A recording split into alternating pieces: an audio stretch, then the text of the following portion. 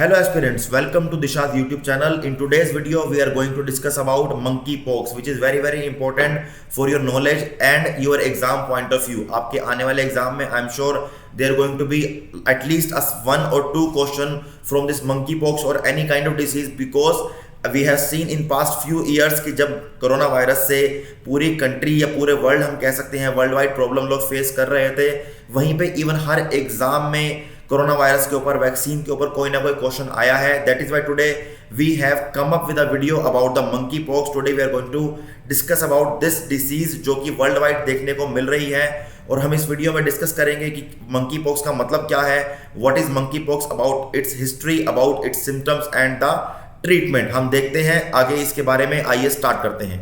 तो first of all we have to understand कि exactly news क्या है. तो न्यूज ये है, there are 100 confirmed cases in over 12 countries and even as we all know जो हमारा आउटब्रेक हुआ था कोरोना वायरस का 2018-19 में या फिर 2019-20 में, हम अभी उस आउटब्रेक से, उस प्रॉब्लम से ही उभर नहीं पाए हैं. Now all the countries, major countries are struggling with this new you can say this new disease जिसका नाम है मंकी पॉक्स. और ये कंसर्न क्यों है?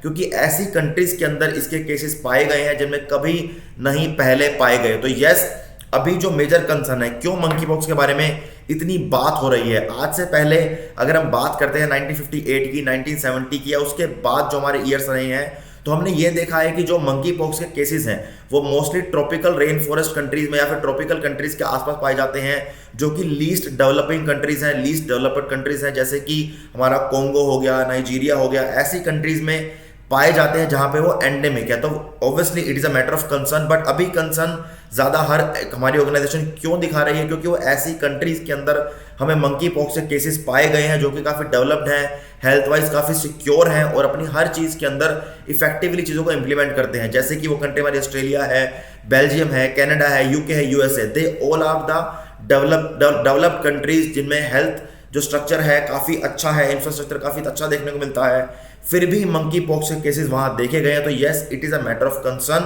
और WHO इस चीज को लेके, इस पर्टिकुलर डिसीज को लेके, they are trying their best to suppress this disease here. एक इनिशियल फेज के अंदर सारी ऑर्गेनाइजेशन, सारी डेवलपिंग कंट्रीज, डेवलप कंट्रीज ये ट्राई कर रही हैं कि हम इस प्रॉब्लम को आगे ना बढ़ने दें और यहीं पे ही सप्रेस कर दें. हमने समझ लिया है कि न्यूज क्या है. 100 केसेस पाए गए हैं 12 कंट्रीज के अंदर. प्रॉब्लम यह है कि जो एंडेमिक कंट्रीज हैं जैसे कि नाइजीरिया या फिर रिपब्लिक ऑफ कोंगो, उसके अलावा जो ऐसी कंट्री है जहां पे पहले मंकी पॉक्स के केसेस नहीं पाए गए हैं, वहां पे केसेस पाए जा रहे हैं. तो yes, it is a matter of concern.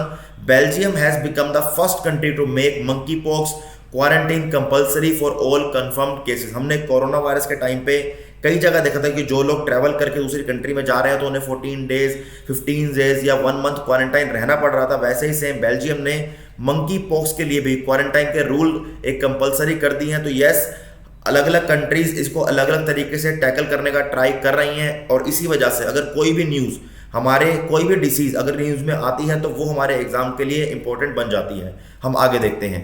आगे हम समझेंगे कि एग्जैक्टली मंकी पॉक्स है क्या.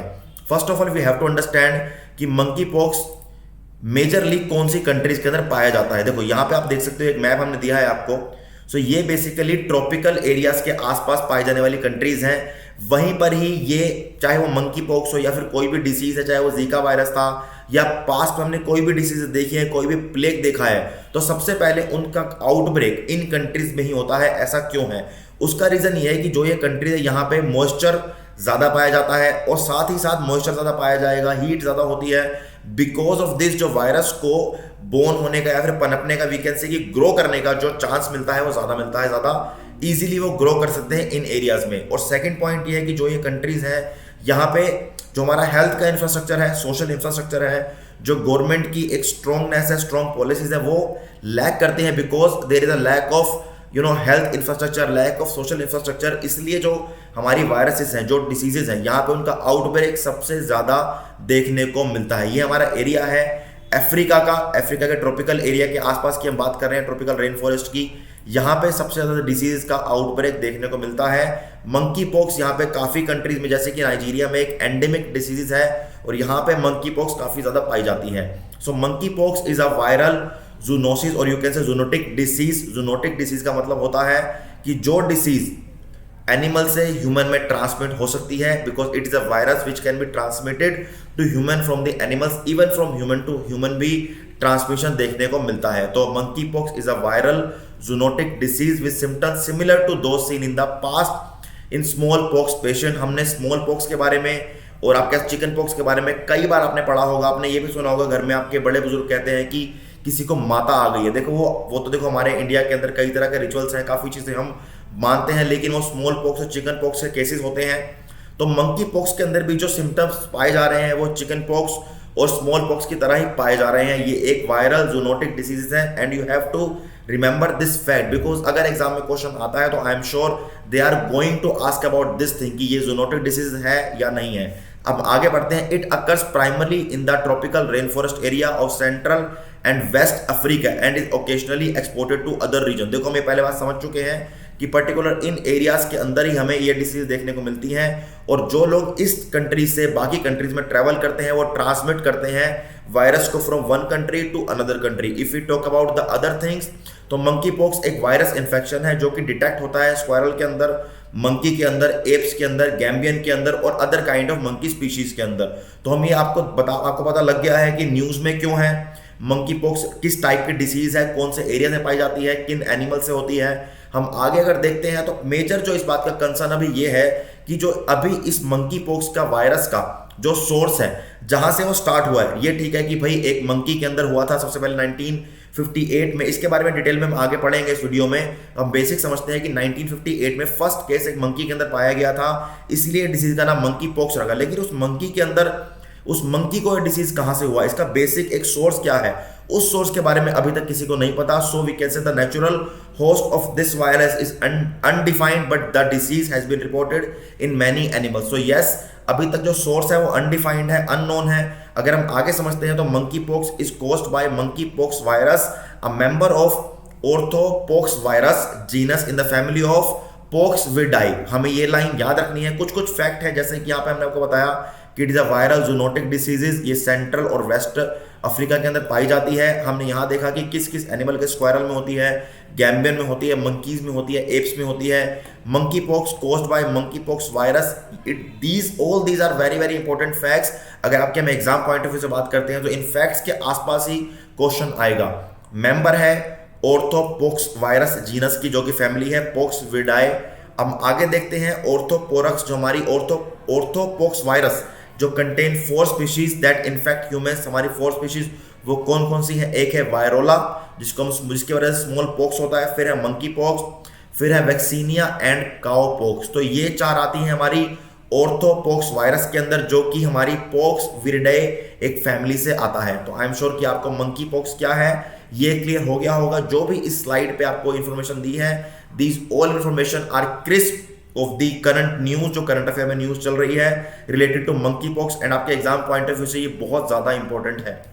हम बात करेंगे आगे कि मंकी पॉक्स इन्फेक्शन सबसे पहले कब पाया गया था? 1958 के अंदर। यहाँ पे लिखा है आपका 1958 में सबसे पहले मंकी पॉक्स वायरस पाया गया था। कहाँ पाया गया था? रिपब्लिक ऑफ कोंगो के अंदर, जिसको वजह से नाम दिया गया हमारा मंकी पॉक्स, क्योंकि ये एक मंकी के अंदर पाया गया था रिपब्लिक ऑफ कोंगो में। और फर्स्ट जो ह्यूमन केस है वो भी हमारा डेमोक्रेटिक रिपब्लिक ऑफ कोंगो के अंदर पाया गया था। तो फर्स्ट केस भी 1958 में डेमोक्रेटिक रिपब्लिक ऑफ कोंगो के अंदर पाया गया था। सेम टू सेम जो फर्स्ट ह्यूमन केस है वो भी रिपब्लिक ऑफ कोंगो के अंदर ही पाया गया था। आई थिंक 8 या फिर 9 साल के किसी बच्चे के अंदर फर्स्ट ऑफ ऑल पाया गया था 1970 में। तो आपको यूपीएससी या फिर कोई और आप अगर एग्जाम दे रहे हैं, अगर स्टेट पीसीएस के दे रहे हैं, सीडीएस दे रहे हैं, सीपीएफ दे रहे हैं, तो ऑब्वियसली आपको एग्जामिनर कंफ्यूज कर देगा इस चीज में कि फर्स्ट केस 1970 अंदर पाया गया था। तो ये गलत स्टेटमेंट है। राइट स्टेटमेंट हमारी ये होगी, the first human case was recorded in 1970 and if you talk about the first case, तो फर्स्ट केस वाज डिस्कवर्ड और रिकॉर्डेड इन 1958। ठीक है, वो एक मंकी के अंदर पाया गया था।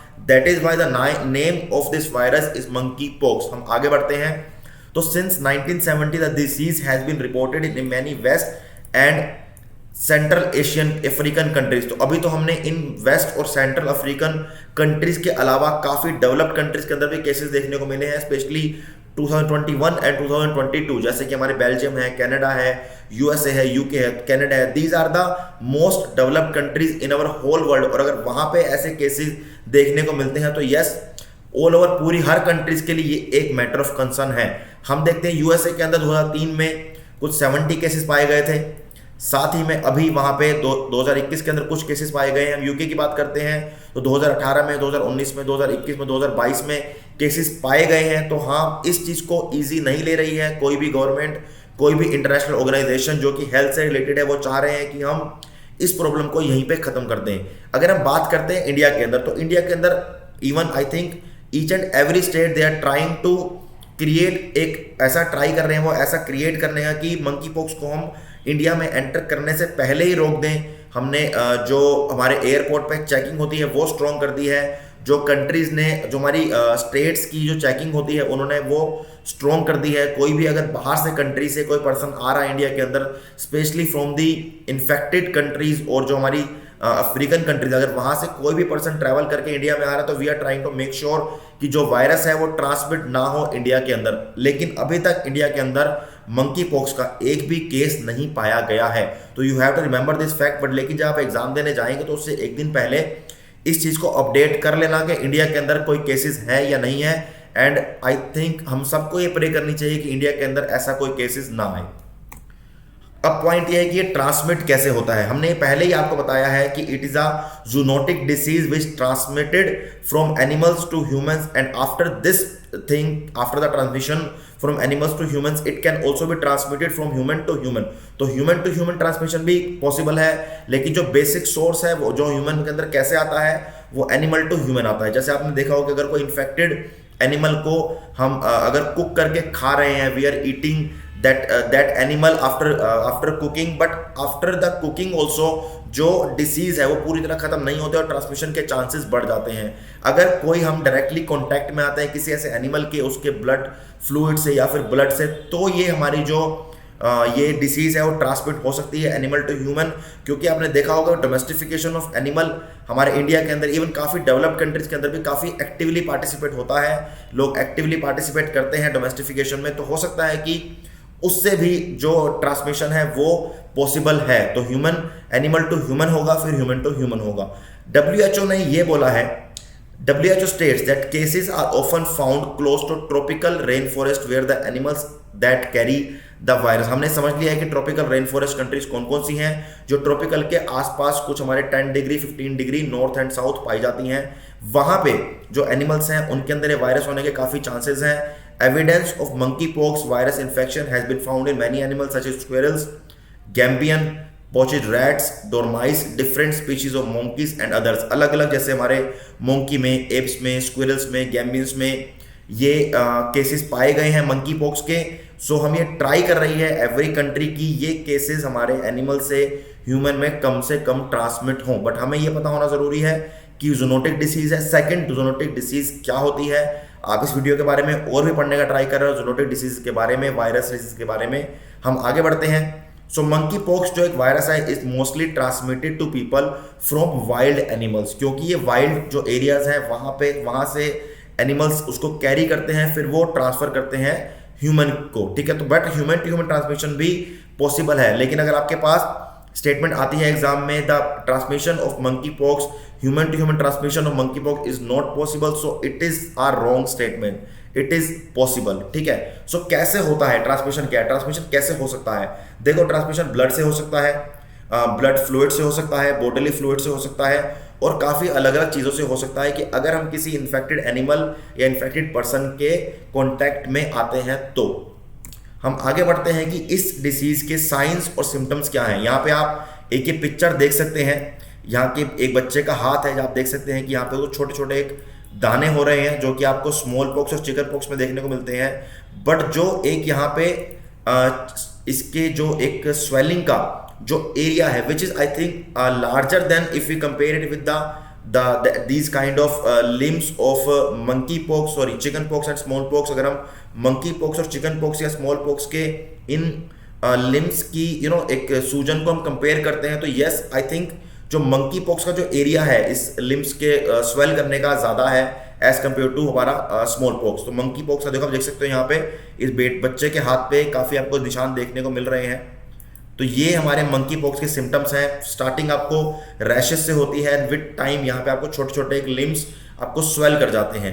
तो the monkey pox begin with a fever, फिर हेडेक भी होता है, मसल एक भी होता है, एग्जॉशन भी होती है। आपको फील होगा कि आपको फीवर हो रहा है, काफ़ी आप थका महसूस करते हैं, आपके जो मसल हैं वो काफ़ी वीक महसूस करते हैं, वीक फील होता है, एग्जॉशन फीलिंग होती है, एक फटीग की फीलिंग फील होती है। तो इनिशियल जो हमें 7 to 14 डेज के अंदर मंकी पॉक्स के सिम्टम्स देखने को मिलते हैं, लेकिन ये 5 to 21 डेज तक भी जा सकते हैं।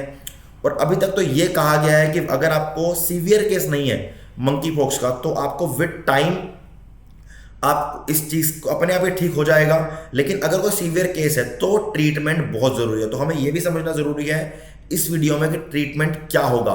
तो यहाँ पे सिम्टम्स लिखे गए हैं।